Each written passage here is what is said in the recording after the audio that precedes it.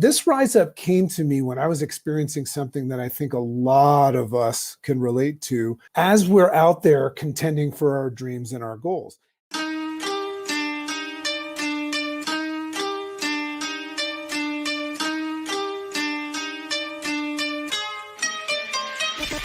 Great morning, world!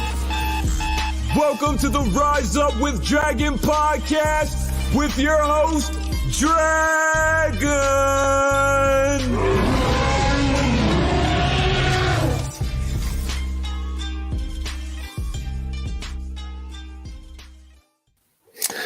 All right, great morning, world. Coming to you at 3 p.m. South African time. But hello to everybody over in my other digs. And I say great morning to you. As you can see, if you're watching this live, I'm in my daughter's room because I'm in a different environment, in a different structure. I don't have a podcast studio here, which makes it kind of fun and challenging. So what's going on today is there's no other rooms for me to do any work in. So today's Rise Up with Dragon is coming from my daughter Lexi's room. So you can see her pink bunk bed and her heart-shaped mirror in the back and everything, which is kind of cool. I think it's kind of cool. So anyway, great morning, world. We are streaming live. This is for the podcast at Rise Up with Dragon on all the platforms, but we're also streaming live in our Facebook groups and on YouTube, and I can see some people are joining us. So great morning to you. Ironic that I think this is one of my best Rise Ups ever. I'm super excited about this one. I know I always say that, but this is a really unique one that I call traffic or life traffic. And you'll see what that means in a second. But I just want to welcome everybody. I'm very excited to be here in South Africa, spending time with my little girl. Looks like it's going to be timestamp. It's July 12th, and looks like it's going to be another 5, 6, 7, 8 months before we get her back to the U.S. So we've just made a commitment that we're going to just start coming to South Africa every month and a half or so. So we're excited about that. We're going to bring the party here. So welcome to a couple people chiming in on Clubhouse. Something's going on with Clubhouse because we have a weak signal here, but people eventually join. And what we do is after this Rise Up, we'll do a little bit of an interaction if people are still here and a little bit of an after party for the Rise Up with Dragon show. So today's episode, today's Rise Up, I wrote, and it's pretty cool because I teach a lot of people, I teach the journaling process. And I've been doing this with my daughter watching as of late. And what's cool about that is she's been asking a lot of questions. You know, she sees that I have these pieces of paper with all the stuff written. She sees that I'm doing I just asked her if I could have some privacy in this room. So she knows a lot about my podcast. She tunes in and things like that. But she was asking me, she's 11, she was asking me about the journaling process because every day, 7 days a week, part of my morning routine to get my head screwed on straight, and this is me paying it forward to you, is one of the things I do is I journal. So I take 2 of those journal entries per week. As you can imagine, I have thousands of them. And I share them here with you, and that is known as Rise Up with Dragon. And today's journal entry during today's Rise Up is called Traffic. Now, here's a funny thing. This was stimulated the other day, and I'll share this with you, by me getting in a funk and practicing the stuff that I always teach about to unfunk myself. But what I drew this correlation the other day, that being in a funk was very, very much like being in traffic. And you'll see the correlation, and I think you'll love it. But this morning, really funny, because I always try to come up with a quote of the day. And this morning, I was talking to my father-in-law, Mika's father, and I was telling him about this quote that I found this morning, and I shared it on some of my social media. This is a really, really awesome quote. And everybody gets it, but I'm going to hope that you get it even further with my Rise Up today. But here's the quote. It says, "Remember, when everything seems to be going against you," and I think a lot of people know what it's like to have things going against you. Remember, when everything seems to be going against you, remember that an airplane always takes off against the wind, not with it. So what was fun about that is he and I had a laugh, and basically we uncovered this concept that if we were goal oriented and we wanted to grow that day, right? And we know where growth takes place out of the comfort zone, but we had a laugh because it said that if we wanted to have a productive, successful day, that we'd need to embrace obstacles as the way. That was kind of the conversation I had with my father-in-law. So in other words, having a bad day or a challenging day in that light, in this discussion, means it's a good thing. It's part of the recipe for success. So you'd have to embrace, obstacles as the way. So after we had this discussion, as he walked out the door, usually he's walking out the door on a day like today to go to work, I said, "Hey, Dad, have a shitty day." And he started cracking up because he realizes that it was a play on what his son-in-law talks about all the time. And that is, if you want to have a great day, you also have to have a shitty day. So when he walked out the door, I said that and he had a laugh. So this rise up came to me, and this is really, really going to be awesome. This rise up came to me when I was experiencing something that I think a lot of us can relate to as we're out there contending for our dreams and our goals. And what I mean by that is we all have physical, mental, and financial goals.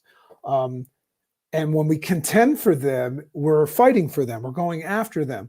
The only reason we have to go after them and fight for them is because there's challenges associated with them. So when I say contending for our goals, I don't just mean like accepting them and here, thanks, goals, feel free to come to me anytime. That is part of it. But that's what I mean by contending for our goals and our dreams. So I was laying in bed the other night here.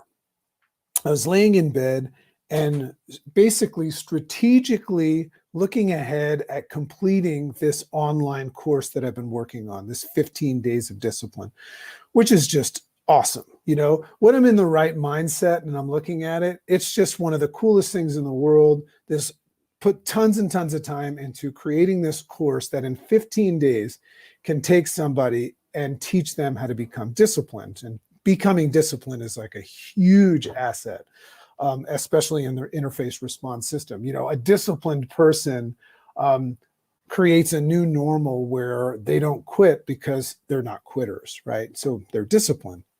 So I was thinking about this, as I was laying in bed, completing this online course. And at first, in the right headspace, like I said, my feelings were optimistic and confident.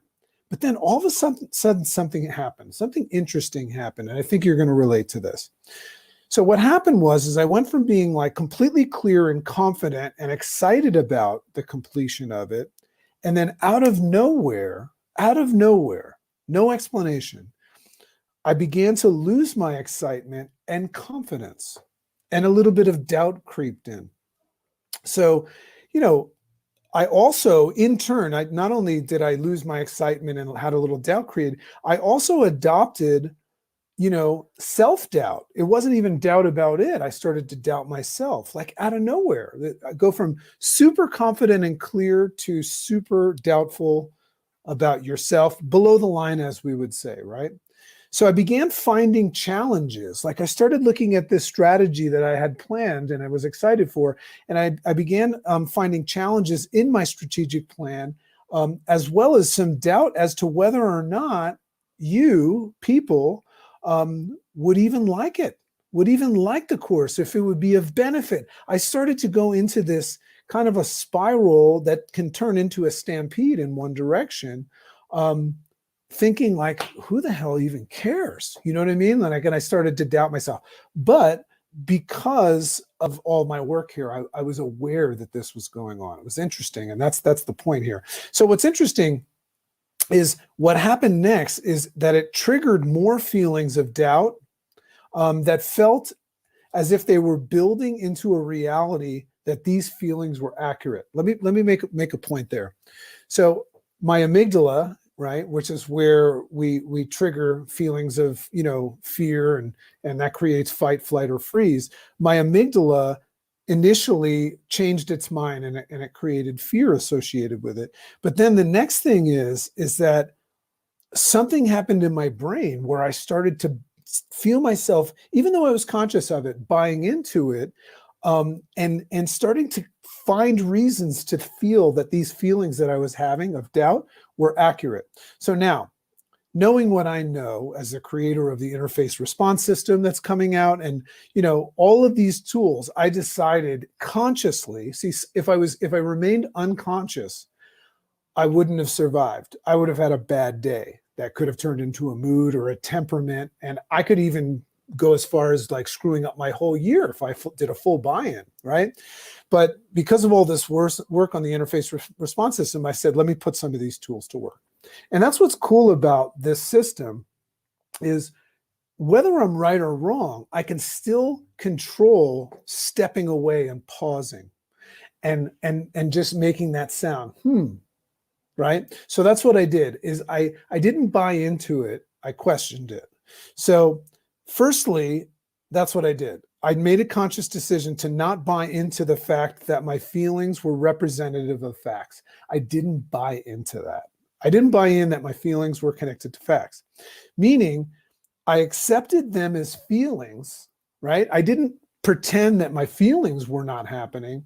I accepted that I was experiencing feelings, but I just left them as feelings, nothing more than feelings, right? I didn't give them any value. I didn't credit them with any excessive value connected to anything. I just said, I'm having a feeling right now, but I wasn't certain if it was real, what caused it or anything. So that was the first step. I became conscious of the fact that I was having a feeling. Second, I asked myself what was really going on. This is what I'm going to teach you all the time. Ask these questions. What was really going on and what may have triggered this emotional, what I call stampede, this potential buy-in that was going on. What could have triggered this? I wonder, because here I am just thinking that I suck, nobody cares, and all that stuff, right? But I didn't connect it to any fact yet. So I started to do that. Now, the reason why I took this step of saying, I wonder what triggered it, reason why I took that step is in the IRS, the interface response system, was so that I could determine if something was actually going on and wrong, or perhaps something completely irrelevant. This is the key. Perhaps something completely irrelevant, out of my control, and irrelevant and not connected to anything that I was trying to accomplish, and separate, tripped me. And I call that a tripwire. Sometimes things in our life pose themselves as tripwires. Now, the thing about a tripwire in life is you can get tripped up and not know that you were tripped up, and then feel the aftermath of your feelings and not identify, if you don't take time asking these questions, that you hit a tripwire and think that it was real. So I said, right? Did something trip me up into this state? So here's what I found out because I did this work. And I'm telling you folks, this is how you can just completely change your life. And great morning. I see some more people coming on the live in different channels. I am in my daughter's room, and you're going to want to hear the beginning of this as well. And we have the Clubhouse room open if you want to join us for a little interaction. It's at Makes Sense in Clubhouse. So here's what I figured out. Something happened earlier that day. Now, if I didn't separate and distance myself, which we call cognitive distancing, distance myself from giving value to the feelings and this thing, I wouldn't have figured this out. Something happened earlier that day with a family member. I'm not a blamer, so I won't throw them under the bus. That was unsettling, and I hadn't yet addressed it. Now, how could something with a family member be unsettling, but you would refrain from addressing it? Well, I'll tell you why. Forgive yourself, for you know not what you do. Part of our programming is trauma. Like, we've all experienced trauma. And I have a tendency, especially with family, because of past trauma, to unconsciously have a part of my stress response is a freeze, right? Sometimes I don't even know it happens. So what that means is when a family member will do something, I will have a tendency of ignoring it and pretending it didn't happen, but not understanding that it was a tripwire. Does that make sense? Okay, so something happened that was unsettling but not addressed yet. But somehow, unconsciously, like I said, it festered inside of me and triggered me to unconsciously accuse the online course, follow up, unconsciously accused the online course project as the culprit. See, that's what happened, is when I started to have those icky feelings of self-doubt and fear and all of that stuff, I thought the problem was is that I wasn't good enough and the course wasn't valuable. That's what I thought, right? And I'm being transparent with you because this happens to people all day. So I thought the course was the culprit, right? So this then triggered my stress response system and offered me the opportunity in this false reality, offered me the opportunity to buy into that idea that the course was the culprit as a real thing. So I'm reading a book right now that is just one of the top books that I've ever read as far as giving me information to complete my book and my work. And this is a book called The Stress Proof Brain by Melanie Greenberg. If you like this stuff I'm talking about, rock solid book. Anyway, so as Melanie Greenberg, author of The Stress Proof Brain, explains, this is really cool. When you're first, your amygdala sounds the alarm. So that's what happened. I don't know what happened when I was laying in that bed, but my amygdala picked up on something, right? And then my emergency response system, I felt this icky and I had to go and find something to be the cause of it. That's what happened. Now, I didn't know about the tripwire. So my amygdala felt like crappy and scared. So the next thing is my emergency response system reacted to this unconsciously and kind of like offered this idea to buy in to the idea that was real. So the idea of the IRS interface response system is to shift. Here it is. Take this. If you're listening to this live or in the podcast, what I'm about to say is the giveaway. Okay? Take it away and put it into play, what I'm about to say. So the idea of the IRS, the interface response system, is to shift from reacting with doing, getting, or avoiding, right? Fight, flight, or freeze.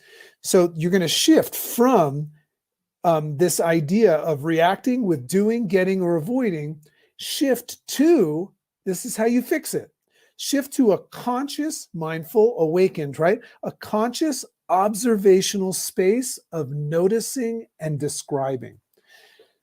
I need to make sure that you understand this because this is a lifesaver. All I did in that moment is I distanced myself from it. And I identified, is this really happening or was there a tripwire? It gave me the space to go back and find out that something happened that day that was settling, and also I didn't take care of it yet. So now all of a sudden, it gave me the ability to stop blaming, but I also became conscious that what I was doing was fighting, flighting, or freezing, and I made a conscious decision to just observe it and notice the feelings, and talk about the feelings and describe them. Not good or bad, neither here nor there. Now that right there is the shift, is to shift from that automatic response system to an observational one of noticing and describing what happened. Now, as soon as you do that, it gives you that space. That's the cognitive distancing. So I simply determined that the family happening, right? And now, by the way, when you're listening and you're learning about this stuff, sometimes the perception could be, this is fatiguing. This is a lot of work. Well, you know what? It's actually not a lot of work. It happens in a split second once you've become a practiced, interface response system person. A lot of the people that work with me do this in a blink of an eye. But even if you are new to it and you have to practice this, hey, listen, what do you think about the idea of like staying on course and not getting tripped up? What would have happened? What would your reality be right now if you've had a way of not getting off course, falling off the wagon, the proverbial wagon, over the past 5 years? You'd probably have everything that you ever dreamed of right now. That's how powerful this is. So yeah, it's worth it. So I simply determined that the family happening that triggered this was out of my control. I had no control over what this person in my family did and said, and really had nothing, because I took the space. It had nothing. I observed and I noticed and I described. It had nothing to do with me, as it was more about them unconsciously placing blame for something else that was bothering them.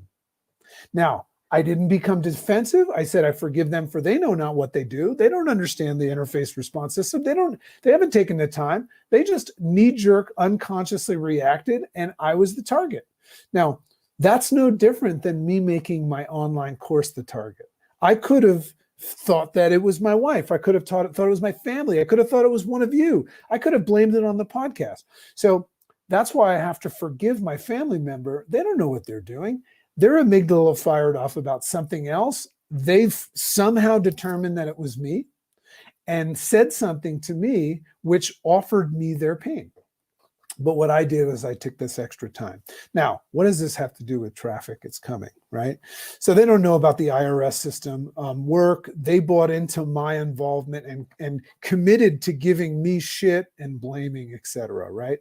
So this helped me realize that these insecure feelings. Now, have you ever woken up in the middle of the night experiencing insecure feelings? You know what that's like. It sucks. You can't sleep. And it could just completely capture your whole day, your week, your month, or your year, or your life. So we all know what that's like. You get that a little bit of shallow breathing, a little bit of anxiety, all that stuff. So boom, I fixed it. I slept like a baby this night, right? So these insecure feelings that I was having, that I was blaming the course, they weren't real. And I was just caught up in the side effect of the trigger, right? I was caught up in the side effect of the trip line of the trigger, right? So traffic. I was in traffic. And here's what I mean. I call it traffic because this is what I thought about. I said, wow, this is so cool. I call it traffic because it reminds me, and I know you all know what this is like. It reminds me of that time when you're in traffic and you're on your way somewhere, right? So you have your goal, you're on your way somewhere, and damn it, all of a sudden traffic shows up. You're in traffic. I'm in traffic, right? So you begin wondering, the first thing you do, you fall victim. So this is part of why the interface response system will help you with that. But you begin wondering immediately, what's the cause of the traffic? So what's the difference? You're looking to blame the traffic on something, as if that's going to help the traffic, right? When you're in traffic, all you want to know is, whose fault is this? Is it an accident? Is it rubbernecking or whatever, right? So we start to think about that. Is it a stalled car? Then all of a sudden, out of nowhere, whether it takes a long time or not, then all of a sudden, and I know you know this, all of a sudden the traffic just disappears and you see, this is the worst kind of traffic. You see that there was actually nothing at all to show or blame for it. Have you ever experienced that? Have you ever been in traffic and devoted a bunch of time struggling through traffic, right? Whether you're good or bad at it. And then all of a sudden the traffic eases up and there's no explanation. There's nothing on the news. There's nothing on your GPS. It was just some miraculous cause of traffic, right? So what does this mean for us? Here's the cool analogy. You're going to love this. Well, we know that most of the time that we feel icky feelings, like I've been talking about, like frustration, anger, anxiety, or generally, feeling stuck or stucky suck, right? AKA traffic. So I want you to look at that as the analogy is when you feel things like that, frustration, anger, anxiety, stuck, all that stuff. That's what it means to be in traffic when you're having those feelings, right? But remember, here's where the win. That's the amygdala is starting to fire off. So the IRS, the Interface Response System solution, would be to take a step back, whether you're in traffic or in proverbial traffic, take a step back from giving the perceived cause, because you're looking to blame, and you'll find a blame. It could be an accident or whatever. Step back, create space, cognitive distancing, step back, the power of the pause, step back, from giving the perceived cause excessive value. That's all you have to do. It's okay if you identify something that you want to blame, but I'm saying step back and pause before you give it value. And then I said, looking at the true facts. That's what you do when you become conscious, is we're going to look at the true facts and cause of your traffic. In my example before, I identified a tripwire. Right? And that's when everything changed for me. So this gives you the opportunity. This is what my work is about in my book. Now, there's a whole lot of other stuff that prep you for it, but this is my interface response system. This gives you the opportunity to uncover that there is no real cause. Now, sometimes is there a cause? Yeah, but you're typically part of that, right? It's never just, remember, if somebody does something shitty to you, you also have to be somebody that is affected by shitty things in order for it to work, right? So I love to identify, and that's why I love to talk about the gateless gate. That's a great podcast episode if you ever want to listen to it, is to say that there was no gate, there was no cause, or at least not one worth giving value and one in your control, right? That's why we have to use forgiveness. So therefore, granting you the opportunity to let go of it and detach from your initial perceptions, and what happens next? Presto. No more traffic. So that idea of the traffic miraculously dissipating and disappearing, it's the same thing. Presto, no more traffic. So here's a simple way to practice this as we close out. A simple way to practice this in your day-to-day or in your life. The next time that you feel like you're in traffic, and you know what that feels like, frustration, anger, anxiety, all that stuff, stuck, right? The next time you feel like you're in traffic, now, remember something. Be conscious that most of the time when we feel that, it's attached to us trying to control something that's out of our control, right? But when you feel, say, I'm in traffic, it'll make you smile to just say, I'm in traffic. If we ever talk and you're having a shitty day, have fun and just be like, I'm in traffic today. There's value in identifying that you're in traffic, because when you say the word traffic, it'll help the rest of this. So an example of feelings of anxious, nervous about a presentation, perhaps. So I know a lot of you in the personal growth realm are gunning for a job, or you have some sort of responsibility or pressure. So let's just use the example. If you're feeling anxious or nervous about a presentation, and I know what that's like. I'm going to be speaking in front of 13,000 people live and probably another 20,000 online in like 2 weeks. So I can feel it. I can feel it. So when I get up there on stage, I'm going to be feeling some traffic. I'm going to be in traffic walking out onto that stage. Scan the room. Here's the practice. The next time you feel it, scan the room and just simply, first of all, call it traffic. Scan the room and simply observe and describe 3 objects. So you feel it, scan the room, and just gain access to your conscious mind, right? Because remember, the amygdala and all these things, the hippocampus and the prefrontal cortex, that's your stress response system. It's uncontrollable. It's unconscious. So what I'm giving you is an exercise. You pick 3 things in the room. Even if your mother-in-law walks in and just drives you crazy, or something triggers traffic in your life, pick 3 things that you can see, observe them, and describe them. Remember, that's how you shift from reactionary autonomic nervous system to observing and describing, right? Pick 3 objects and describe them. This alone, what it'll do is this will settle down your amygdala, right? Because your amygdala doesn't fire off while you're in observation mode. The amygdala just fires off when you're observing it and reacting to it. But if you actually pick objects out of the room and you actually observe them and describe them, the amygdala doesn't pick up on that, and it starts to settle down and distances you from giving it that excessive value to the feelings, and gathers yourself and settles you back in to your original plan to serve the people that were in that talk, because I'm giving you an example of the presentation. It gives you the ability to go back to what you initially had planned before all of this started. Now, what's the value of this? If you can learn how to interrupt now sometimes you need it. Speeding train, getting attacked, somebody pulls a gun on you, fight, flight, or freeze is definitely important. But what I'm saying is 80% of the time, you're freaking out, fighting, flighting, or freezing over things that don't matter at all. That's why you have to initiate this. And it just starts with just asking that question. Distance yourself for it. And then what happens is that it enables you to stay on track. That's my secret, folks. I never knew what it was until I started writing the book and doing this observational work and interviewing people. But now I know what it is. That's my interface response system.